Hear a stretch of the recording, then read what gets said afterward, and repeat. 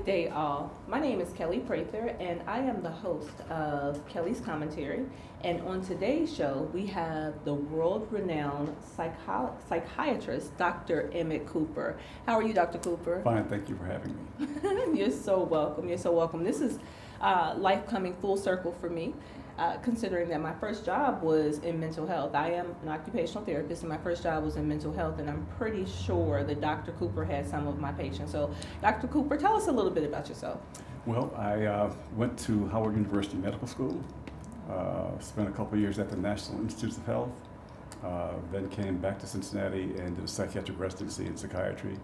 And I've been practicing in psychiatry and substance abuse treatment and integrated healthcare ever since. Oh, wow. Wow. Howard University. They have a really good occupational therapy program, and I looked into their program, but when I was considering transferring from Cincinnati State to Howard, my mom, I don't know if you knew this, my mother had Alzheimer's, and I was her primary caregiver, so, you know, you have to think about giving back, and so because she took such good care of me, I had to stay home and take care of her, which turned out to be an invaluable experience. From The circle of life. Yes, the circle of life. It was my way of giving back to her for taking care of me. And then it was invaluable. It provided an invaluable experience from a caregiver perspective. So as a clinician, a lot of times we don't get to see what that caregiver goes through. So that was a really good experience. That tends to be more draining on the caregiver than it is on the person who receives the care. Yes, it definitely does. It's a full-time job. It is a full-time job. So I have a lot of respect for caregivers in the community. And that's why I advocate, and I'm really passionate about making sure that the services are available for them in terms of having the resources, having healthcare services, but also respite care services to give them a break. True, I agree with that entirely. Wow, so you are pretty distinguished. I'm impressed. So it was the Institute of Health? National Institute of The Health. National right? Institute of Health. It's in Bethesda, Maryland, right Okay. outside of D.C. Okay. Spent 2 years there. That's after being drafted into the Vietnam War. Wow. Fortunately, because they waited until I had completed medical school, I was able to spend time at the Navy Hospital in D.C. as opposed to going overseas. So you worked. So you were a psychiatrist for? No, at that point I was a general practitioner. I had not yet done a psychiatric residency. Okay.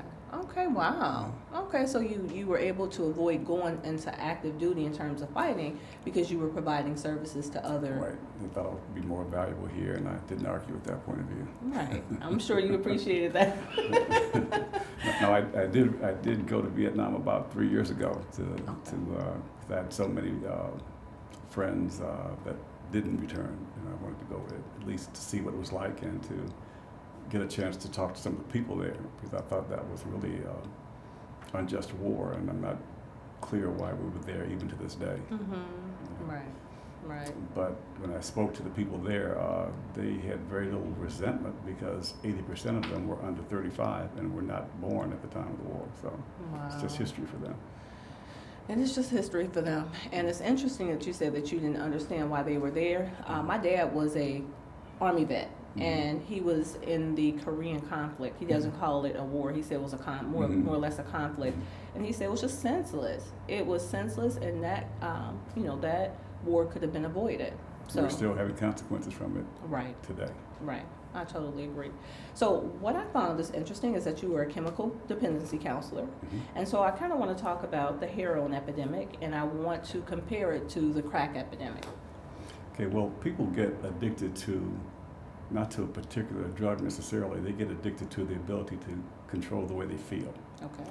And so back in the 80s it was crack and cocaine, but there's always been a heroin addiction underlying in the community, and the largest provider of opium even today is Afghanistan. Yes. And we've been there forever. Yes. You know, the difference is that most people get started on opioids in today's epidemic from medical prescriptions. Probably the leading entry opioid is Vicodin. You go from Vicodin to Percodan to Percocet to Dilaudid, morphine, Opana, fentanyl, heroin. Heroin becomes the cheapest alternative. If someone's buying Percodan off the street, they pay $1 a milligram minimum. So if you get a 5 milligram tablet, that's $5. If you're doing 100 milligrams a day, it's $100. They can get a gram of heroin for $130. So, but it still becomes a cheaper alternative to the pharmaceutical trade. Okay. So when they develop the habit on the pharmaceuticals, and then get to the point where they have to, without a job, usually sustain a $100 to $200 a day habit, they've got to look for a cheaper product. But to get back to the crack epidemic back in the 80s, at that point, the societal response was to try to imprison everyone. You know, mandatory sentences, 3 strikes and you're out, that sort of thing. So people were incarcerated for years for reasons that are probably clear to most people. Today's response is it's a disease and treat it. Now, while I totally agree with that response, it's unfortunate for those who can't get their years back and who serve much of their young lives in prison during the crack epidemic. Right. And to me, with me being a product of that, the failed war on drugs, when crack hit the streets, I mean, Dr. Cooper, I remember young black boys became overnight rock stars because they started making all this money. They were, even the ones who we would not consider attractive, the girls were attracted to them because they had money. They could provide for them like never before. And what was sad is a lot of my friends started having relationships with these individuals. They started having babies all over the place, and then they pulled the young black boys out of the community. And like you said, they can't get the time back. And on the flip side, with heroin, I've witnessed crashes, literally seen people run into walls, you know, because they've overdosed on heroin. The first responders will come out, they will revive them, and they'll let them go. If they can be revived, they will say, "Are you okay?" and pretty much let them go. Or they'll transport them to the hospital, you know, if they're unsuccessful with the treatment techniques there on the spot. But it's just, I mean, the discrepancies are heartbreaking. It is. And I guess we can learn from it and realize what factors led to that versus where things are now. But rather than I guess retaining that kind of resentment, I'd rather put my energies down to what can we do with this generation. We've already lost much of a previous generation. But when people are found overdosed now, they can be revived with Narcan, and there are a number of programs. Talbot House has one, and others that have quick response teams that will go with the health squad or the police to revive them and then try to enroll them into an outpatient treatment program. And so at least they're trying to, rather than just imprison them and have them come out the same or worse than they went in, they're trying to give them the opportunity to extricate themselves from the addiction and to try to get into some sort of normalcy. You have a couple of types though. You have people who have been getting high off of something since they were 12 or 13, you know, and to them you're not trying to get them into rehabilitation, you're trying to rehabilitate them. They've never really grown up. You know, they are still stuck in that kind of teenage kind of maturational thinking or lack of maturational thinking. Whereas someone who has been relatively normal and may have incurred some sort of back injury or something and was put on medication and became addicted, they at least have years of normalcy that they can kind of, you know, use as a basis of their decision making. So if you can help pull them out of the addictive process, they can get back to normal. So they're easier to work with than someone who has gotten high since adolescence. And I appreciate you saying, you know, rather than carry that resentment regarding what happened during the crack era with me, look at the fact that you are trying to provide treatment. And my pastor, Damon Lynch III of New Prospect Baptist Church, said, you know, only thing we can hope for is that now that they're showing a level of compassion for individuals who are addicted to heroin, because drugs are cyclical, once cocaine is the drug of choice, again, hopefully they'll show the same level of compassion. But also as it relates to individuals who were incarcerated and who are returning into society, I also think that we need to work to create legislation that's going to make it fair so that they can return successfully. We need to boost our community reentry efforts. So I know that you do some work from time to time with the Talbot House, and so that's good. And so what is also interesting is that you said that from age 12, a lot of times people start taking drugs or I guess, smoking weed and doing different things, and they really don't need rehabilitation. They need to be habilitated. Right. From our experience in mental health, I know that a lot of my patients who have mental health issues, who have post-traumatic stress, they're depressed, what they do is they try to self-medicate, and they drink, they smoke weed, they use substances to compensate for their inability to focus and concentrate. So you want to talk a little bit about that? They do. I think if that there are a lot of folks who've been subjected to a number of stresses and traumas, and unless you give them a healthier way to respond, they're going to try to come up with a way of their own, as you mentioned. And I think what people have to realize is that in life, we have no choice as to whether we change. We're going to change every day that we live. Where the choice comes in is we can choose what we're going to change into, because we're going to change into what we practice. Okay. And so if someone practices, when I don't feel the way I want to feel, take something, then that's what they get good at. Right. If they instead can redefine the person they want to be, personally, professionally, socially, family, emotionally, spiritually, write it down, and then every time you have a choice to make during the day, don't base it on how you feel right now or how you want to feel right now. Base it on, if I were the person I just redefined, what would she do? Right. What would he do? Practice letting that person, let the vision of the person you want to be, make your decisions, and that's who you change into. Oh, wow. That's interesting. Okay, think about the person you want to be and not the person who you used to be, and who you would resort to certain behaviors to compensate for whatever was missing in your life. So very interesting. You can either let your past guide your development or your future. Okay. And that's interesting, especially with me being from those communities that were affected, high drug use, those communities, and seeing some of the choices and having made mistakes that I made in my past. I, without subliminally, without thinking about, any theory or anything like that, I let my future decisions or the direction that I want to go kind of guide my decisions. Just intuitively. Yes. Okay. Yes. So you're luckier than many. I am luckier than many, and I think that I'm different, and a lot of my friends and even family members or close associates, they're like, it's just a different approach for them. And so when you're growing, when you're outgrowing certain spaces, you're kind of ostracized because you're not doing what other people would do. One thing I've heard people say is that desperate times call for desperate measures, and I think that even that concept, even that phrase, that's like backward thinking, because no, desperate times don't call for desperate measures. Right. Desperate times call for you to figure out better solutions to move forward. Right, and to reach out and ask for it if you can't come up with it yourself. That's right. So use the collective wisdom of those around you and the resources that you have. Yes, so very, very interesting. So the next thing I want to talk about, Dr. Cooper, is I know that there's still stigmas associated with reaching out and getting help, whether it's from a psychologist or a psychiatrist. Can you talk a little bit about the difference of from the different approaches from going to see a psychologist as opposed to what's the benefit of seeing a psychiatrist? Well, we both deal with some of the same people. The difference is that a psychologist is kind of limited because they can't write medications to helping you understand perhaps why you're doing things and help you develop optional ways of responding. A psychiatrist, because they can write medications, often they're not as good at that part because they jump to right to the medication. And my feeling is that both are helpful. I think medication does what medication does. It can calm you down, it can energize you, it can help relax you, it can stabilize your mood. But medication itself does not change the way that you think, it doesn't change the way that you prioritize, it does not change the way that you make decisions.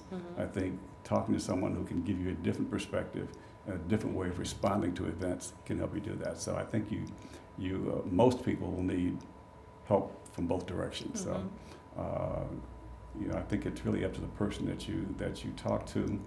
If you have to select someone that you feel comfortable with, that you feel understands you, and that you feel can offer you some options that you hadn't thought of on your own. Right. It is definitely important that you find someone who's culturally competent, for one, and then who you feel comfortable with. And I always tell people, I know that there's still a stigma associated with reaching out and asking for help. But I'm one who advocates. Well, I'm a healthcare professional, so I know the benefit of just using your services. So one of the best things I did is use that psychologist or the mental health portion of my services. So I have a therapist on speed dial, and I'll tell anyone. I'll tell anyone, especially since I've experienced traumatic situations in my life. And as you know, hurt people unless they get help. Yeah. So I knew exactly what I needed to do, and I advocate for services. Yeah. But I think that's absolutely right. To me, there may be a stigma, but I think that says more about the person doing the judging than it does about the person who needs the help.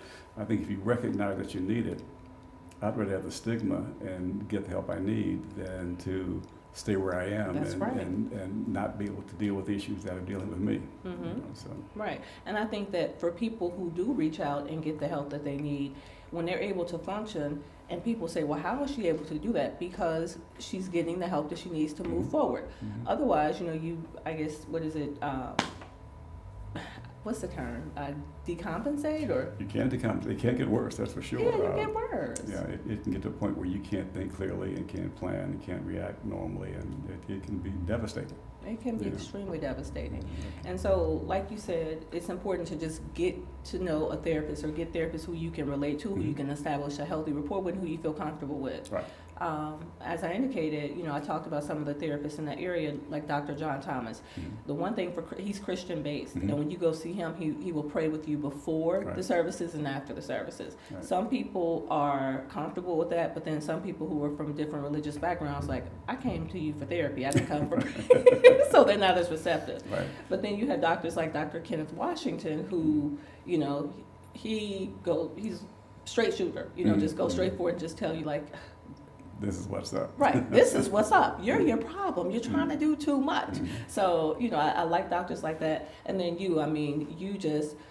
the fact that you're actively involved with community reentry, chemical addiction, and you just seem to have your boots on the ground and just actively engaged in the community.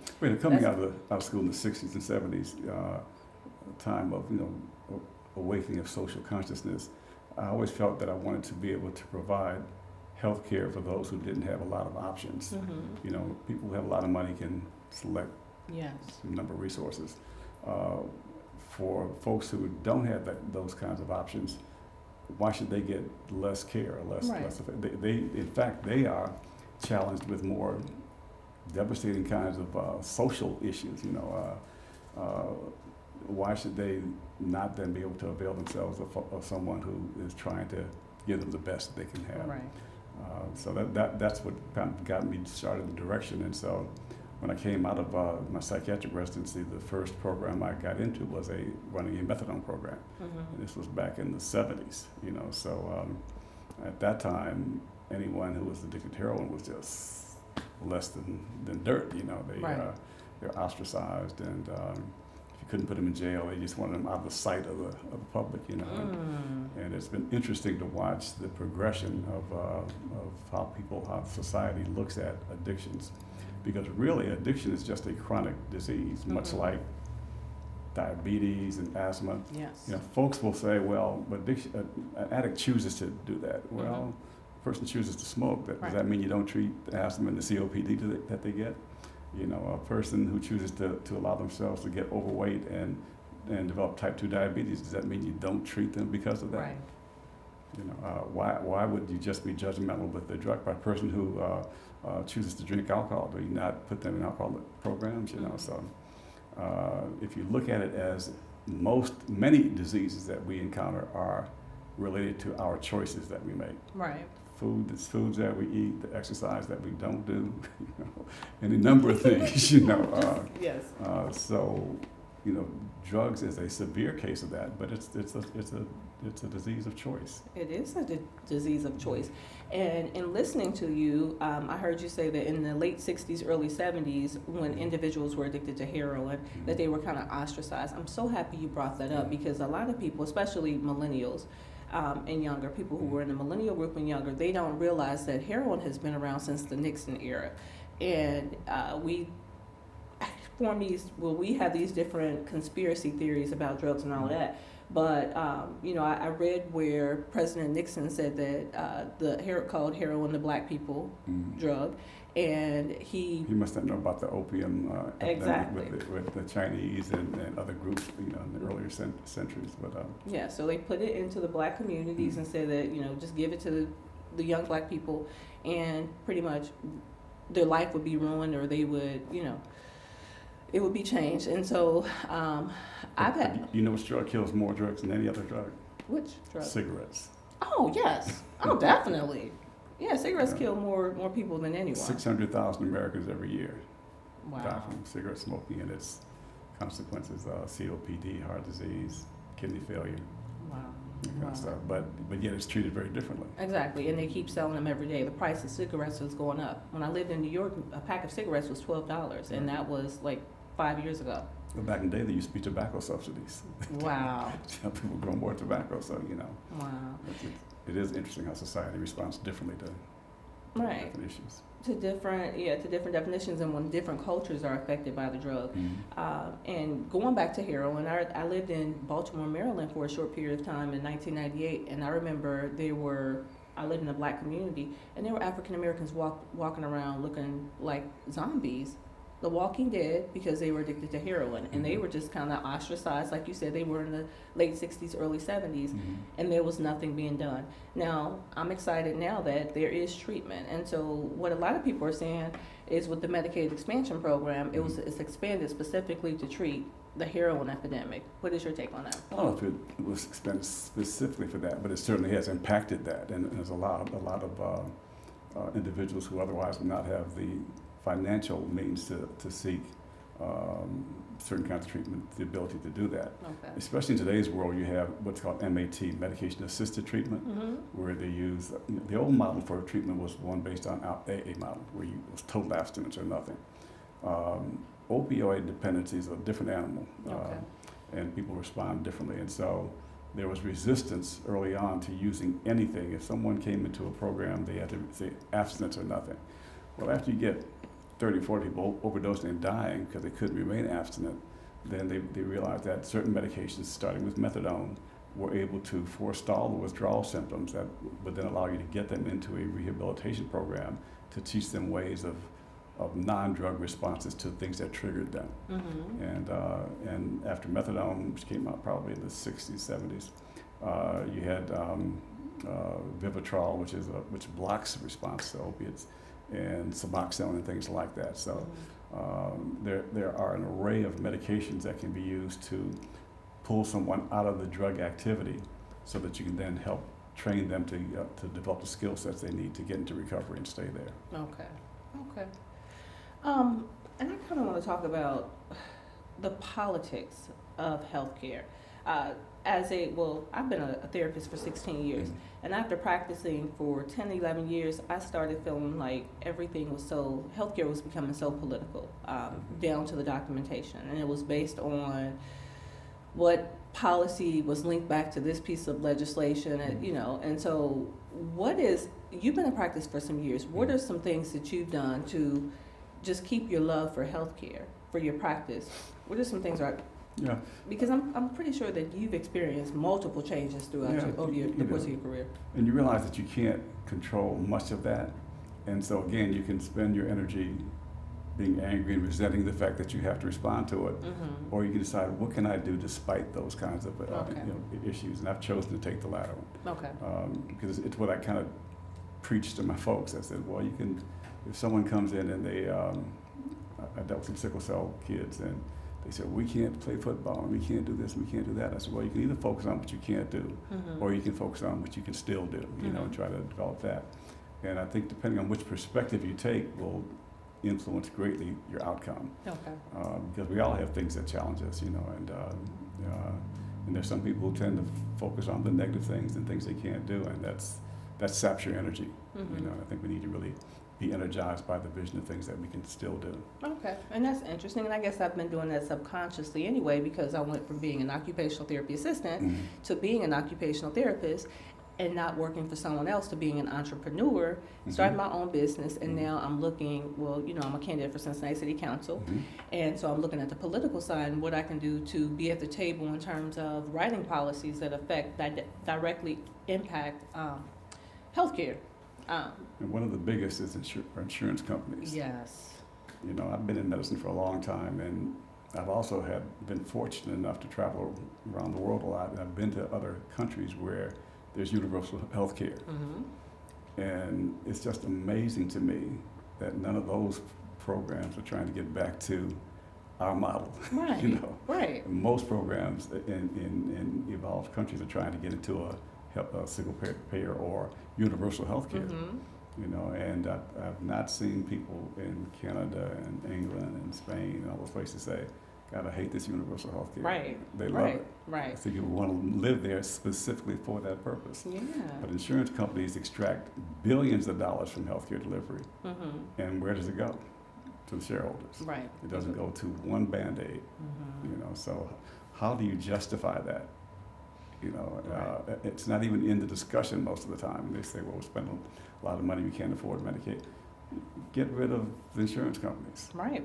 Right. You know? Just go to a single payer Yeah. source. You know, so, Yeah, okay. All right, well, we are winding down on time, and I want to give you an opportunity to tell our audience where they can find you or the services that you provide. I know that you work closely with other healthcare professionals. Where can they find you? right. My organization is called The Health Experiences, and it's an integrated healthcare system where we provide mental health, substance abuse, and primary health care to Okay. clients. And we're at 199 William Howard Taft. Okay.